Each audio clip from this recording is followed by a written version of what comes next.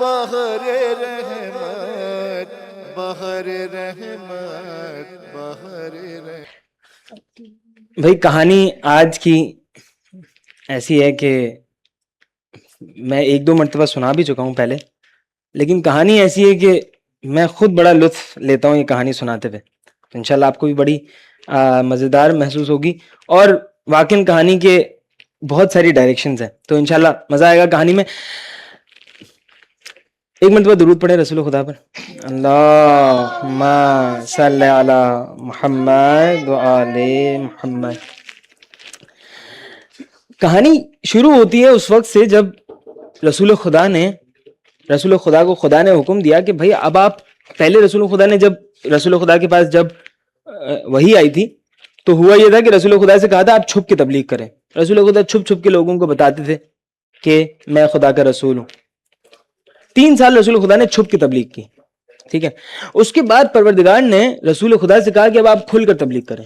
قرآن کی آیت ہے کہ بھائی اب آپ کھل کر تبلیغ کریں. اب کھل کے تبلیغ کرنی ہے تو رسول خدا نے کیا کیا، حج کا سیزن ہے، پوری دنیا سے لوگ آئے ہوئے ہیں حج کرنے. یہ حج اسلام کا نہیں، اسلام سے پہلے بھی حج ہوتا تھا، خانہ کعبہ لوگ آتے تھے. تو حج کے لیے بہت سارے لوگ آئے ہوئے ہیں. اور رسول خدا، اب حج کے اندر کیا ہوتا ہے، ایک آپ کو طواف کرنے کا ہوتا ہے خانہ کعبہ کا، ایک اور کام بھی ہوتا ہے، صفا اور مروہ کے چکر لگانے کے ہوتے ہیں. صفا سے مروہ، مروہ سے صفا، صفا سے مروہ، مروہ سے صفا، ایسے صحیح کرتے ہیں اس کو، ٹھیک ہے. تو خانہ کعبہ میں بھی بہت رش ہوتا ہے اور صفا مروہ بھی بہت رش ہوتا ہے. رسول خدا، حج کا سیزن ہے، بہت سارے لوگ آئے ہوئے ہیں، اور رسول خدا صفا کے اوپر جا کے کھڑے ہوئے، اور صفا کے اوپر جا کے کھڑے ہو کے زور سے اعلان کیا، ایھا الناس، میں عالمین کا رسول ہوں، مجھے خدا نے رسول بنا کر بھیجا ہے. اب اتنے سارے لوگ آئے ہوئے حج کرنے، لیکن نیا رسول سن کے سب سے پہلے تو لوگ جان کے دشمن ہو جاتے ہیں، کیونکہ ان کے مذہب باطل ہو جائیں گے سارے.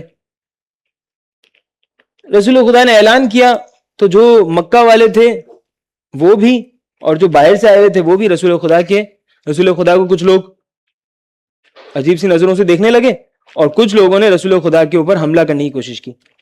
اب رسول خدا صفا کی پہاڑی پہ کھڑے ہو کے پہلے اعلان کیا، پھر مروہ کی پہاڑی پہ گئے.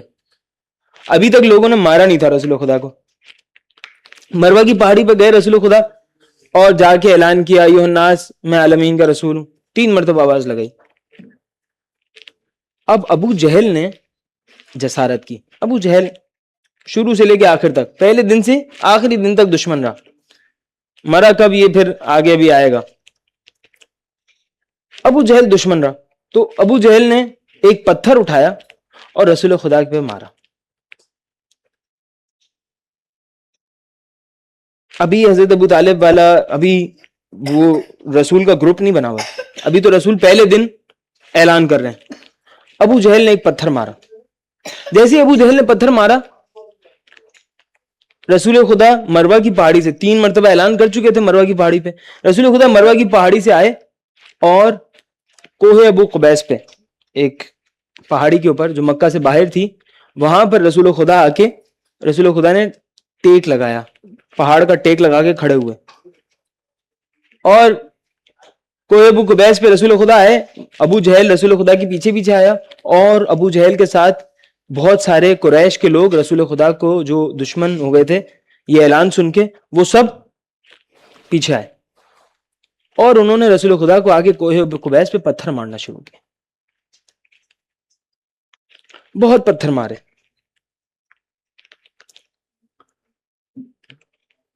اب چونکہ پورا حج کا سیزن ہے، اتنے سارے لوگ آئے ہوئے، تو بہت سارے لوگوں نے دیکھا. کسی نے جا کے امام علی علیہ السلام کو کہا کہ یا علی، محمد قتل ہو گئے. ان کو مدینہ سے، مکہ سے باہر پتھر مار مار کر شہید کر دیا. جیسے ہی آواز امام علی کے کانوں میں آئی کہ رسول خدا قتل کر دیا ہے، محبت ایسی تھی رسول خدا سے، اتنے بہادر ہیں. کبھی کوئی بہادر انسان روتا ہے؟ نہیں روتا. اور دنیا کا سب سے بڑا بہادر کون ہے؟ امام علی.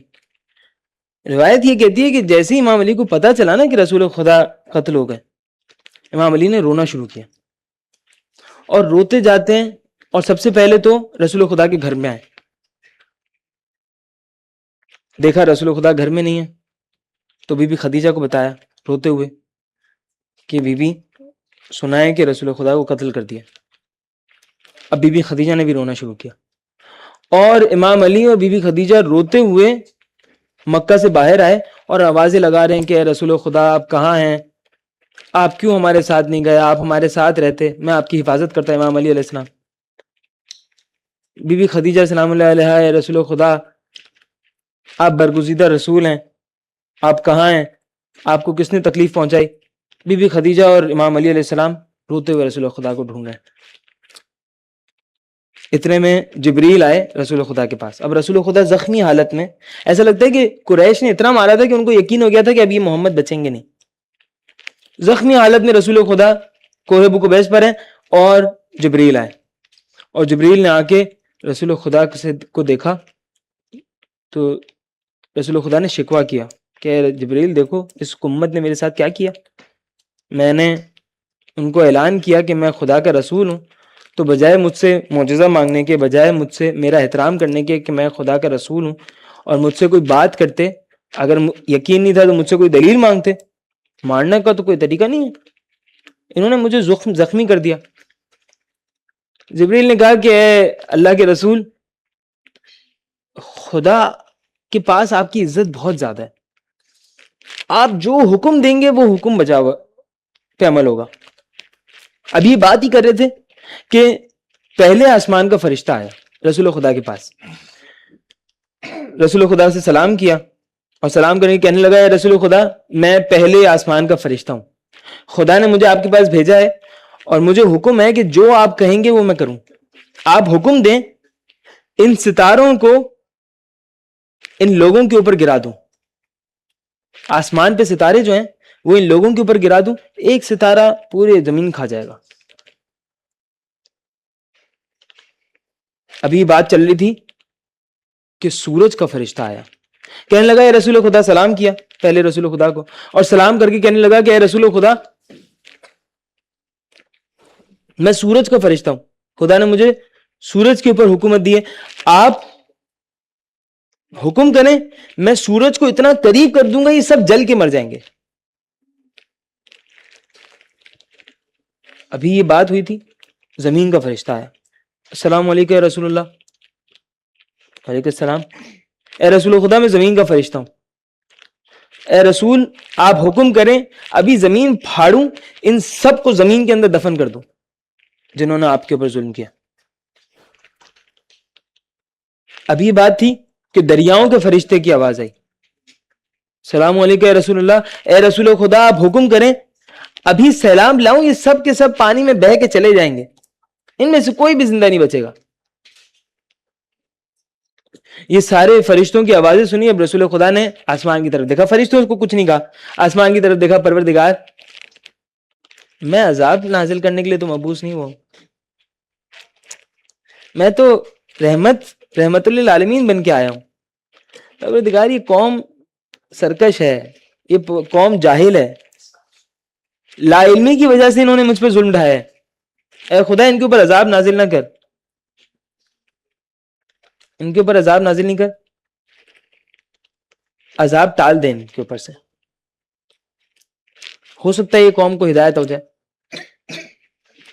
پہلا دن ہے, انبیاء کتنے سال کے بعد خدا سے دعا کرتے تھے عذاب کی, پہلا دن ہے رسول خدا سے پیشکش ہو رہی ہے بھائی عذاب ابھی بولیں ابھی عذاب آئے گا. رسول خدا نے کہا نہیں بھائی میں رحمت کے لیے آیا ہوں, آخر تک عذاب کی دعا نہیں کی. اب جب عذاب کو ٹلوا دیا تو پھر جبریل کہنے لگے, اب جبریل نے دیکھا دور جناب خدیجہ نظر آئیں, جیسی جناب خدیجہ نظر آئیں تو رسول خدا سے کہنے لگے کہ اب دیکھا کہ جناب خدیجہ روتی ہوئی مکہ سے باہر آ چکی ہیں, طاہرہ خاتون جو کبھی اپنے گھر سے باہر نہیں نکلتی تھی, امیر ترین خاتون, کسی کنیز ونیز کو نہیں بھیجا ہے, خود رسول خدا کے کو ڈھونڈنے کے لیے رسول خدا کی محبت میں گھر سے باہر ہیں. جبریل کہنے لگے اے رسول خدا یہ جناب خدیجہ جو رو رہی ہے نا, ان کی وجہ سے آسمان پہ فرشتے رو رہے ہیں, ان کو اپنے پاس بلائیے اور ان کو پہلے خود سلام کہیے گا پھر ان کو میرا سلام کہیے گا اور پھر ان سے کہیے گا کہ اے بی بی خدیجہ آپ کو خدا نے سلام کہا ہے، اور پھر ان کو خوشخبری سنائیے گا کہ اے بی بی خدیجہ آپ کے لیے قیامت میں جنت میں خدا نے موتیوں کے محل بنائے. آپ نے یہاں پہ اپنی پوری جائیداد رسول کو دے دی نا، خدا قیامت میں آپ کو موتیوں کے محل میں رکھے گا جن محلوں میں کوئی آواز بھی بری نہیں آئے گی. رسول خدا نے جناب خدیجہ کو بلایا، جناب خدیجہ نے رسول خدا کو دیکھا. اب بی بی خدیجہ آئیں، امام علی علیہ السلام بھی آئے، اور اب ان دونوں نے دیکھا کہ رسول خدا کے منہ سے خون ٹپک رہا ہے، سر زخمی ہو چکا ہے. اور خون ٹپکتا ہے تو رسول خدا، اگر ہمیں ابھی کبھی خون لگ جاتا ہے ہم فوراً اپنا ہاتھ دور کر دیتے تاکہ خون زمین پہ گرے. رسول خدا کا خون ٹپک رہا ہے اور رسول خدا ہاتھ زمین پہ پھینکنے کی جگہ، خون زمین پہ گرانے کی جگہ اپنے ہاتھ سے پوچھ رہے ہیں. بی بی خدیجہ نے سوال کیا، رسول خدا آپ کیوں یہ خون پوچھ رہے ہیں؟ فرمایا کہ اگر یہ خون زمین پہ گر جائے، کائنات کے افضل ترین انسان کا خون ہے، ایسا نہ ہو زمین برداشت نہ کر سکے، خدا کا غضب نازل ہو، میں خون اپنے اوپر رکھ رہا ہوں. اب رسول خدا کو رات ہوئی، امام علی علیہ السلام بی بی خدیجہ گھر میں تشریف لے کے آئے، اور گھر میں جناب خدیجہ نے کیا کیا، ایک دیوار کے پاس رسول خدا کا بستر لگایا اور دیوار کی دوسری طرف ایک بہت بڑا پتھر لٹکایا اوپر. کیوں؟